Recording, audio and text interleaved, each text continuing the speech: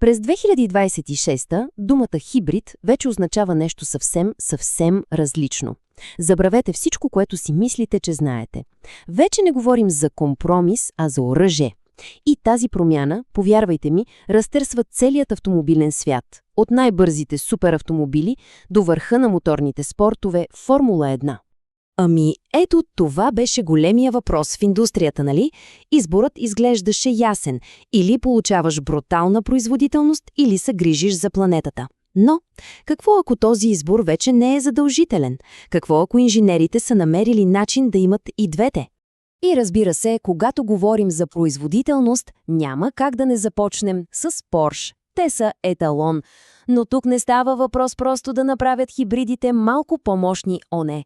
Те буквално пренаписват правилата и предефинират какво изобщо може да бъде един хибриден автомобил. Ето я и първата, така да се каже, плесница в лицето на скептиците. 729 конски сили.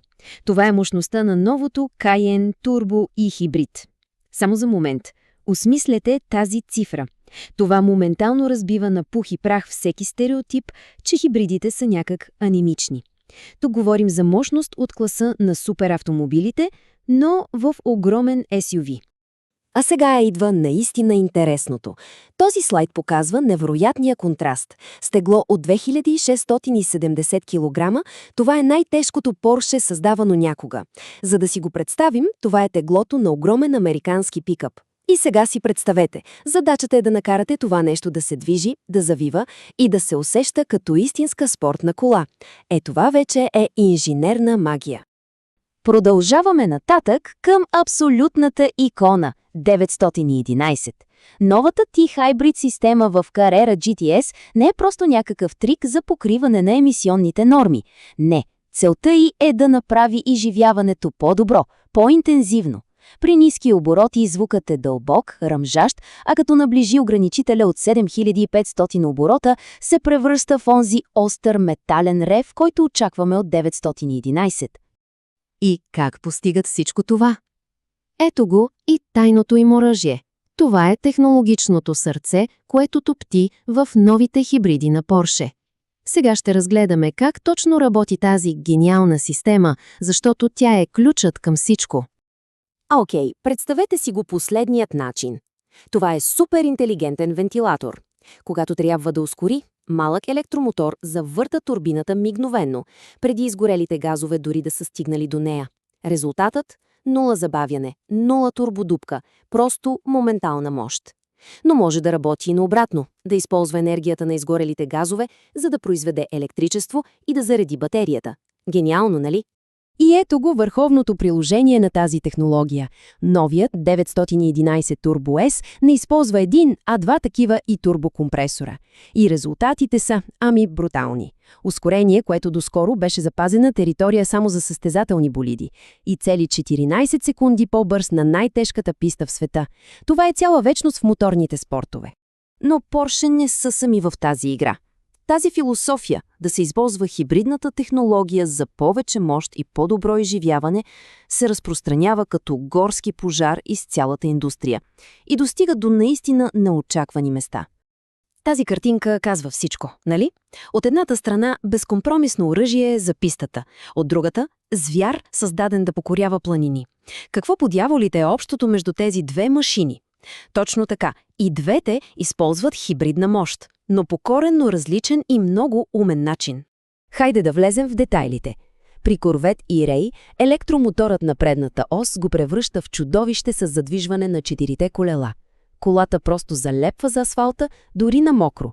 Land Cruiser, от друга страна, използва хибрида, за да получи 40% по-бърза реакция на газта, нещо абсолютно критично, когато си на ръба на скала.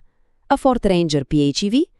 Той най-накрая пренася предимствата на хибрида в света на работните пикъпи. А сега се изкачваме на самият върх – пикът на моторните спортове. Защото новите правила на Формула 1 за 2026 година са може би най-категоричното доказателство за това на къде отиват нещата. И то е наистина впечатляващо. Вижте тази диаграма. Тя е революция, представена визуално. Мощността вече е разделена почти 50 на 50. Това не е просто електромотор, който помага тук-там. Не, електричеството вече не е помощник. Той е равностоен партньор на двигателя с вътрешно горение.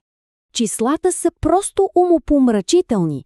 Мощността само от електрическия мотор ще бъде близо 470 конски сили. Това е почти 3 пъти повече от преди. Говорим за мощност по-голяма от тази на много сериозни спортни коли по пътищата днес и това е само от електрическата част на задвижването. И това променя абсолютно всичко. Състезанията вече няма да са само за това кой е най-бърз по правата. Не, те се превръщат в нещо като високоскоростен шах. Пилотите ще трябва да мислят стратегически, да управляват енергията си, да решават кога да атакуват. Една грешна преценка и оставаш безсилен в края на обиколката. Разбира се, както всичко в живота, тази огромна мощност и технологичен напредък не идват без цена. Нека да поговорим за най-голямото предизвикателство, за компромиса, който идва с добавянето на тези мощни хибридни системи. И ето я, голямата хибридна дилема, представена ясно. От една страна получаваме невиждана досега мощност, мигновенна реакция и по-добра ефективност. От друга обаче, инженерите водят една постоянна, почти епична битка с физиката, с добавеното тегло, с по-голямата сложност и, разбира се, с по-високата цена. Този пример е просто перфектен. 275 кг. Само си представете. Това е теглото на голям състезателен мотор, добавено към автомобила. Това показва мащаба на предизвикателството. Да компенсираш толкова много допълнително тегло и въпреки това колата да се усеща пъргава и спортна. Това е истинското изкуство. И така стигаме до финалния голям въпрос. Дали всичко, което видяхме, е просто преходен период, мост към едно напълно електрическо бъдеще, или всъщност ставаме свидетели на раждането на нов златен век в инженерството. Една ера, в която интелигентното съчетаване на най-доброто от двата свята, двигателите с вътрешно горене и електричеството, създава най-добрите и най-вълнуващи машини, правени някога. Въпрос, чийто отговор предстои да видим.